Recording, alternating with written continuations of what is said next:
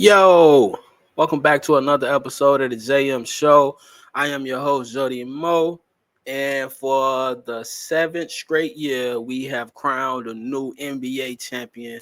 That would be the OKC Thunder. Congrats to them. Did they thing. So you had game seven. Well, first you had game six, which I thought the Thunder was gonna win in six, but shout out to Indiana. They held down home court. They pushed it to a game seven. You can't ask more than that because at a game seven it becomes anything can happen in the game seven. But the OKC Thunder hold it out and they win. So Shea just won Finals MVP. He won an MVP. He won Western Conference Finals MVP. Yeah, and had the best team all year. So Shea just had a remarkable year. Shout out to his team. Those guys held it down. Chet, Jada, Joe, no, Isaiah Joe, pardon me. And a couple more guys. They still not like, home names where everybody know the whole team yet. You know what I mean? I think they're gonna have to repeat or have another year just as good as this one for everybody just to start knowing this team and like rooting for this team. But they had a great year. This is the first title in OKC Thunder history. Shout out to KD, Russ, James Harden. They ran into the Miami Heat that year, but that was a team that I expected to win the title. Obviously, they broke it up. Harden left.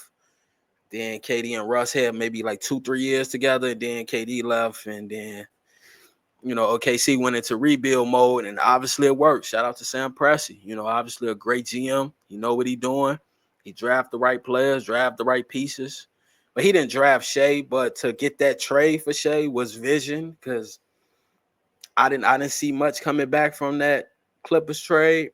But that's the good thing about the NBA, man. When you got scouts and people who know these players and what they do, they vision is a whole lot bigger than the consumer, which is me, right?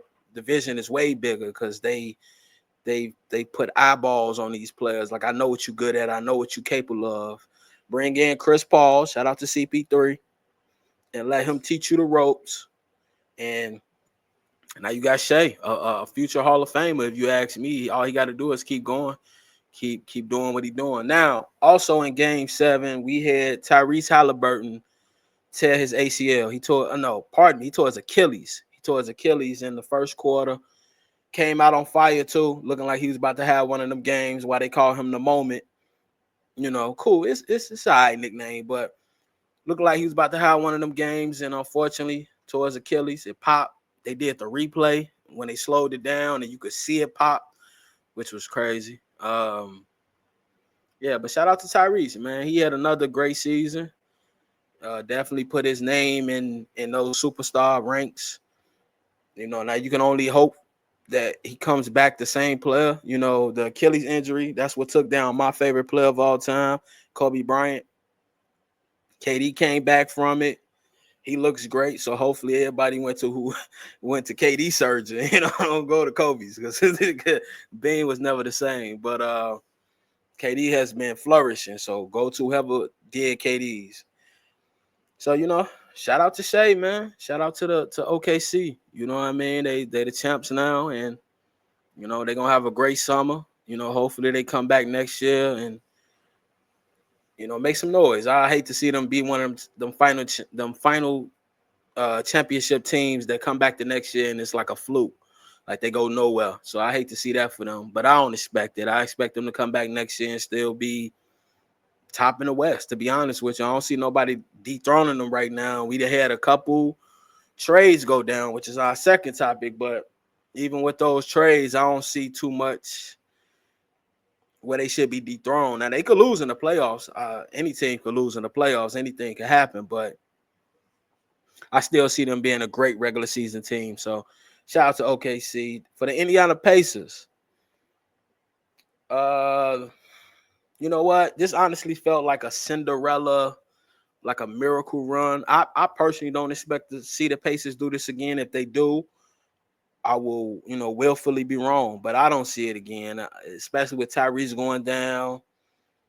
Shout out to TJ Collin, something like that.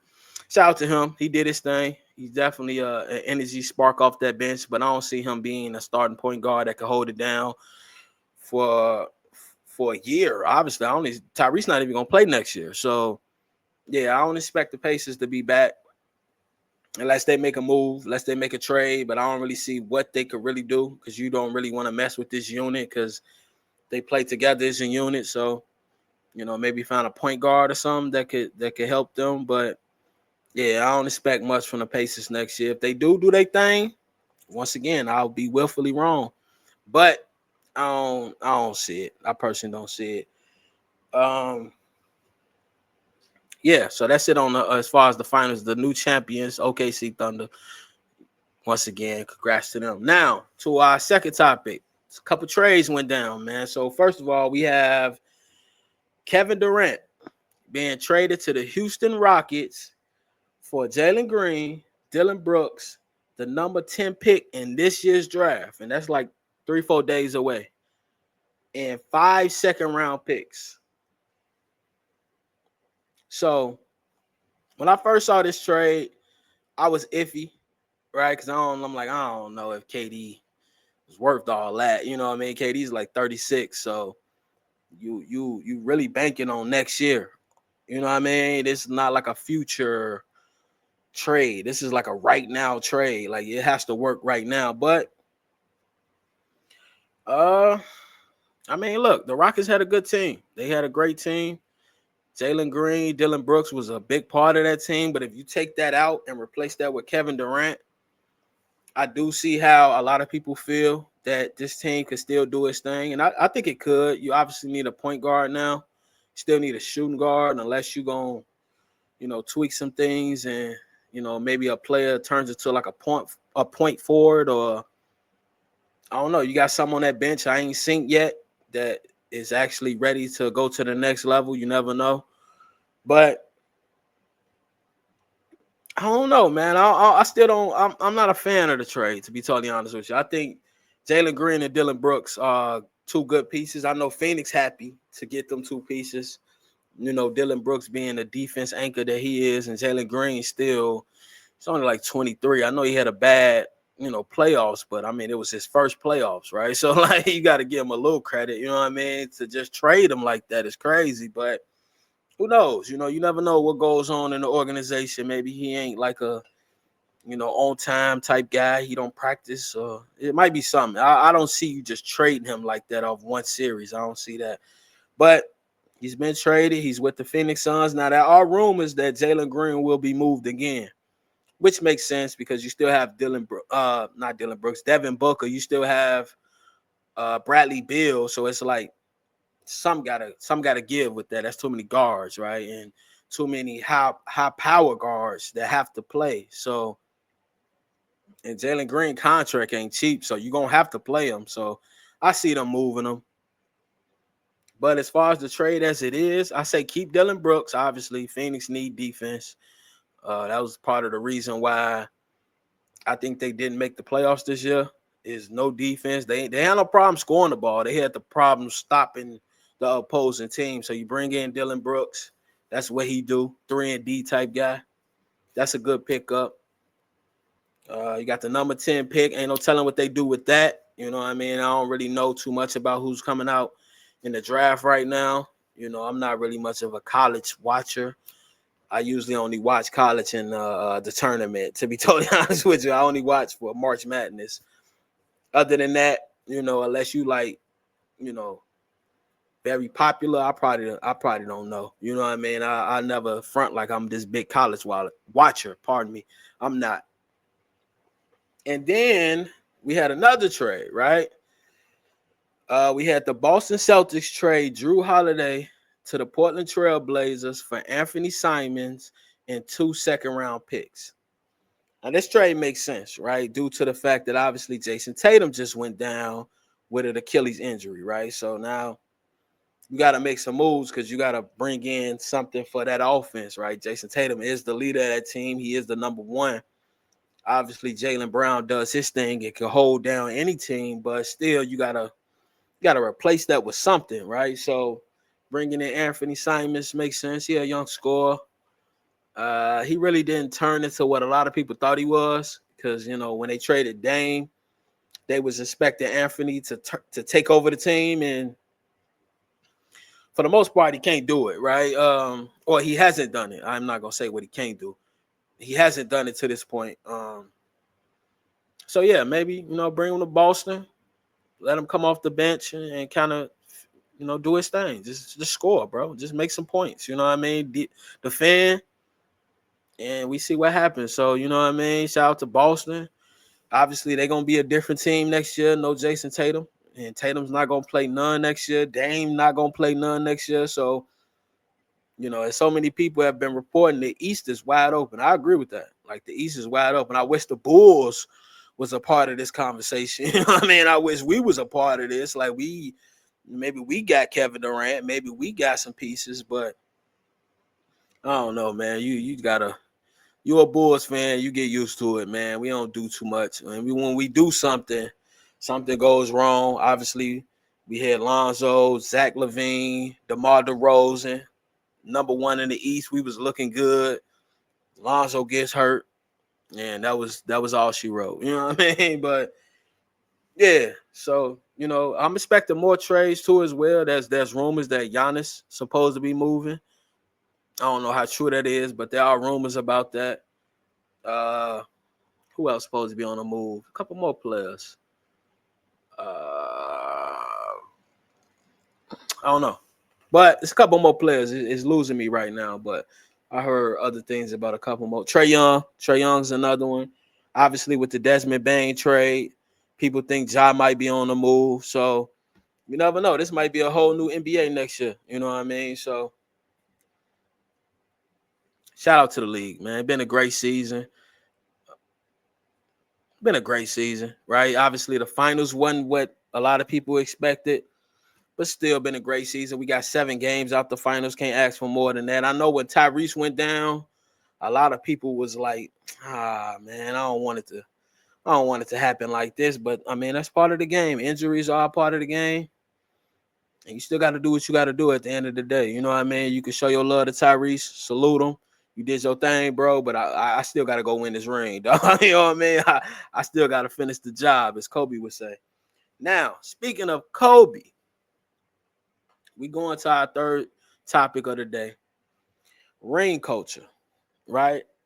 LeBron James believes ring culture is ruining the NBA, right? LeBron was talking about how we talk about players who don't win rings, how we talk about players with rings, and how we rank players, right? And this is one of the reasons, I'm gonna be honest, like I've never been like a big LeBron James fan, because like I don't like players that talk that way. Like I like Kobe.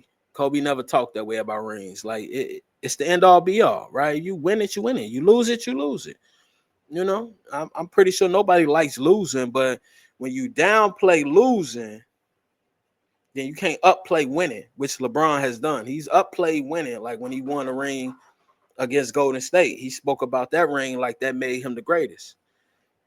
Well, you can't do that and then downplay when you lose the ring, right? Like it's either one or the other. It's either rings mean nothing or they mean everything. Or you keep it balanced and say, sometimes a ring makes or break you and sometimes it don't, which is true.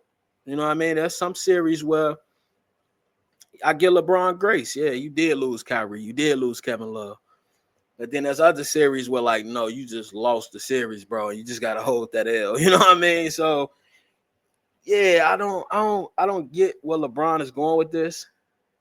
As far as the ring culture ruining the NBA, I think that means, to be honest, he probably spent a lot of time on Twitter or X, whatever you want to call it. He spends a lot of time on there where people talk about this over and over and over. But I think LeBron got to understand, like even a lot of entertainers got to understand, rappers, actors. A lot of times those conversations really got nothing to do with you, right? You just what I use to start the conversation, right? Like these are like your fan groups arguing with each other. Like these are your fan groups having these debates with each other. So it's like I pour this out. Like, remember when you said 1, 2, 3? Yeah, I remember that. Now 4, 5, 6. They debating each other, right? and they just kind of using you as what starts the debate. But when you start putting yourself in that, it's like, bro, you're LeBron James, bro. You're gonna go down as one of the greatest players of all time. You have many fans that will say you are better than Jordan. Like, it feels like sometimes it feel like people want Jordan fans to say he's better.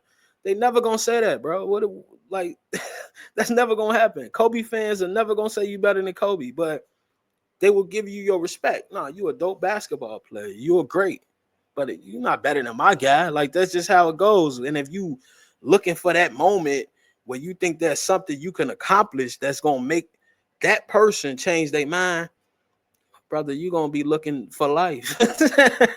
That's never gonna happen. Let it go. You know what I mean? You got your own fandoms, you got your own fan group, and they got your back. They're gonna defend you at every turn. We see it. It happens. I mean, if you ask me, LeBron has probably been the most protected NBA player ever, right? Like, not too many people on TV talk bad about LeBron. Not too many old players talk bad about LeBron. Only time they do talk bad about him was things like this, when they talk about his mental, right? Like, mentally he ain't Kobe, mentally he ain't Mike. They don't never talk about your skills. They know you got the skills, you know what I mean? As far as like getting the job done, getting your teammates involved, you know, taking players that we thought was iffy and you make them look like something. LeBron has done that, right? He's took players that was like, I don't know, and then LeBron got him, he averaging 15 points. You know what I mean? Because LeBron is giving him the basketball. He's putting them in positions to win. So it's like, you can't downplay the end all be all. At the end of the day, in basketball, we crown a champion every season, right? So that's not to say whoever we crown as the champion is better than you, but you're downplaying what they're doing if you saying that they ring means nothing. Like, it means something, right? Now, if you one of them players who think about, I'm gonna make this money, I'm gonna take care of my family, facts. Ain't no wrong with that, right? Every person walking this earth want to do that has a family, or they want to take care of themselves. But at the end of the day, if you got a job and you ain't never got a promotion and you've been here 5-6 years, and you know the new entries come in and they're like, how long you been here? You like 6 years, and you standing right here with me, they're gonna look at you sideways. They might not say nothing, but they're gonna be like, damn, you been here a minute to still be right here. That's natural, right? Especially when you commit to something. When you commit to basketball, you can't have this mentality that a winning don't mean nothing. Like, then what are you committing to? You just committing to making money at that point. And nothing wrong with that. But it's only so long people gonna pay you and they get nothing in return. Championships, parades, sellout shows, all this brings back revenue. This is what an owner makes that money, right? The stadium, jersey sales. You know what I mean? How many people want to come out? How many people want to perform? There's halftime performers at these shows. I mean, at the courts, they don't always show them, but there's halftime performers. Like, how many people want to be here? Like, that's how they make their money back. So, and don't get it wrong, LeBron James is a walking ticket. We all know that. But at the same time, it's like, I don't know why Bron talk like that when it comes to ring coaching, man. You know what I mean? You got 4 rings, brother. Like, you ain't no slouch. Stop talking like that. Like, poke your chest out. Yeah, you ain't got 6. Kobe ain't get 6. Respect Mike. Respect that he got 6, because you know how difficult it is, right? Because you don't got them. You know what I'm saying? You can't downplay it. If you don't got 6 rings, then you know exactly how difficult it is to get 6 rings. So, and you've been in the league longer than Mike. So you know how difficult it is. So it's like, stop downplaying that, man. I get people get tired of just saying MJ is the greatest, right? But sometimes you gotta beat greatness. I just can't give it to you. I just can't just hand the crown over to you because you want it so bad. No, you gotta take it, bro. You have to take it. And that's how it goes for any basketball player. Who knows? Maybe Luka won it. Maybe, Tatum won it. Maybe Anthony Edwards won it, right? Shea won it. So,